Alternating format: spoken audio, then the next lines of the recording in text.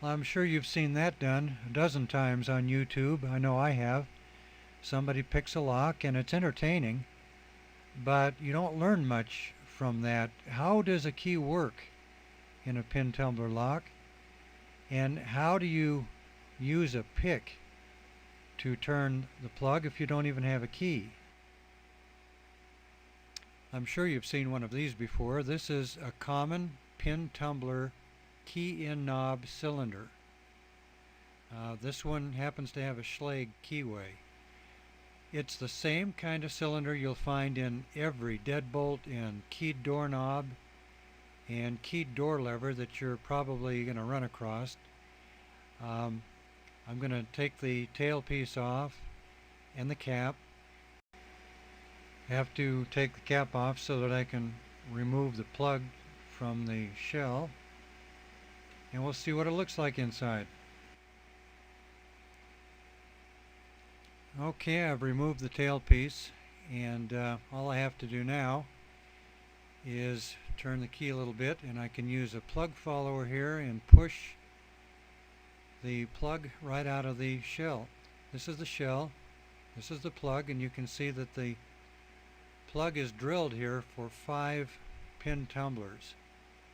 And if I withdraw the key a little bit and then reinsert it all the way, you can see that because this is the right key for these tumblers, the tumblers line up perfectly at the top. They form what we call a shear line, and you can see how that would turn in the shell. That's the shell, that's the plug. You put them together, you have a cylinder. Okay, I'm going to insert this instructor's cutaway lock, they call it a mega cut, into our Cyclops lock picking stand.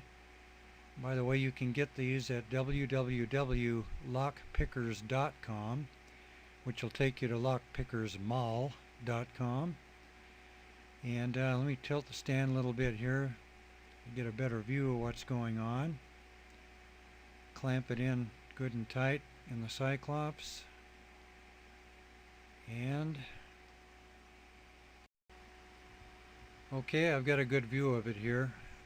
You can see that with the right key, correct key inserted, the bottom pins, which are green here so that you can see them more easily, correspond perfectly to the cuts or the stations of the key. And you can see that there's the top pins right there. When they're the correct pins for the key, it forms a shear line and the key will rotate the plug. You can also see here that the longer bottom pins correspond to a deep cut in the key, and likewise a less deep cut or a shallow cut corresponds to a shorter pin tumbler. When all of these pin tumblers are the correct ones for the key, you get a shear line right there, and it will allow the key to turn because there's nothing projecting up into the top chamber.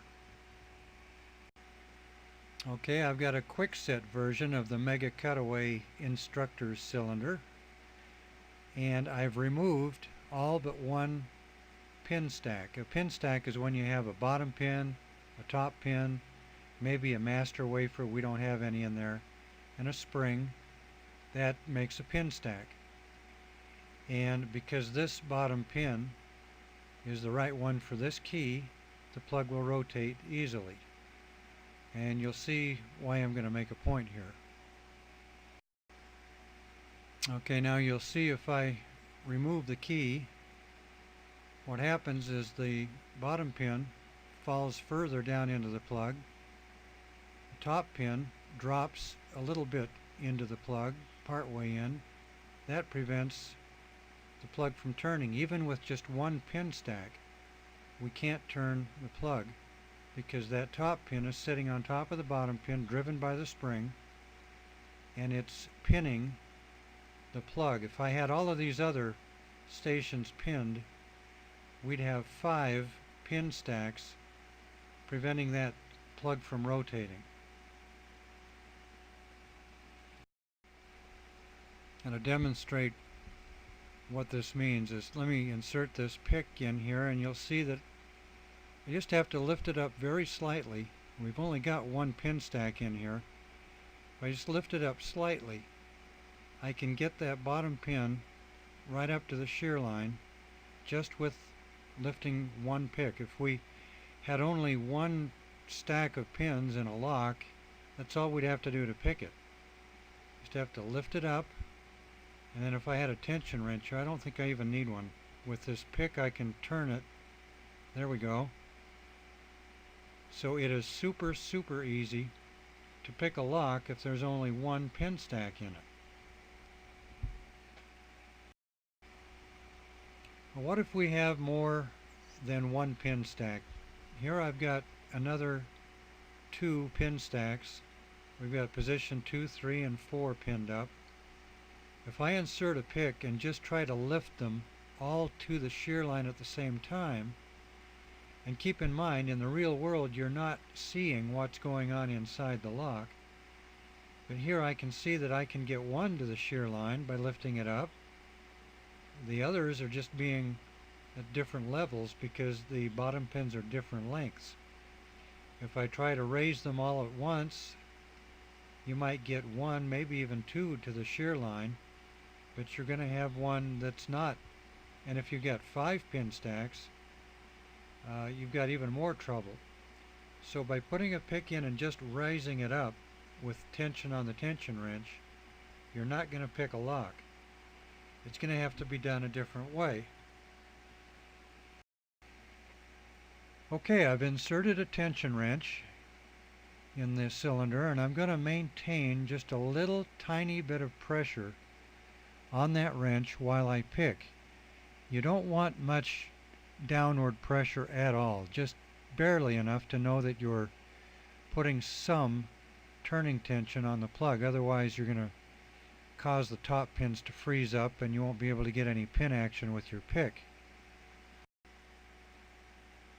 Okay, I'm going to insert my pick in here. You can see that I don't have to do very much to cause all kinds of things to go on in there. The pin stacks are being always pushed back down by the top springs when I don't have tension on the tension wrench. Look what happens when I put a little bit of tension on the tension wrench. Magically, all of a sudden, as you can see, looking at positions 3 and 4, I've already trapped the bottom pins in the plug. The top pins are trapped up in the upper chamber, which gives me a shear line, meaning those 2 positions are already picked. You can see there I've got a little shear line. I've got 2 out of 5 picked already. Of course, the reason those 2 top pins are trapped up there is that the tension wrench is actually turning that plug a tiny bit, even though 3 out of 5 of the pin stacks have not been picked. And I can feel with my pick that there's less spring pressure in those 2 positions. So even though in the real world I wouldn't be able to see what's going on in that lock, I can feel that I've got a little less spring pressure on my pick in positions 3 and 4. Now sometimes your stacks that are already picked will become unpicked as you work on the lock. You just have to keep working at it until eventually you get all 5 of the pin stacks picked. I've got 3 now out of 5 there. I can feel there that the last 3 are giving me no spring pressure at all on my pick. So I know that I've got a couple left to pick, or at least I can surmise that. And you can see here position number 5 just got relocked as I continue to pick. That's very common. As I keep working at it though, what I'm trying to do is to trap the top pins in all 5 chambers at the same time. And there I've got number 5 picked again. So now I've got 3 out of 5 picked. I keep working at it here. Now I've got 4 out of 5 picked.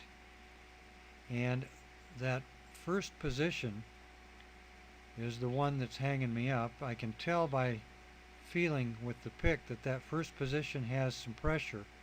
I'm going to push upward on it as I put pressure on the tension wrench, and lo and behold, I've got the lock picked. Well, I hope this lock picking video has been a little bit more explanatory for you than some of the others. Remind you, you can get the Cyclops lock picking stand at our website. That's www.lockpickersmall.com. You can also reach it just by lockpickers.com. And until next time, happy picking!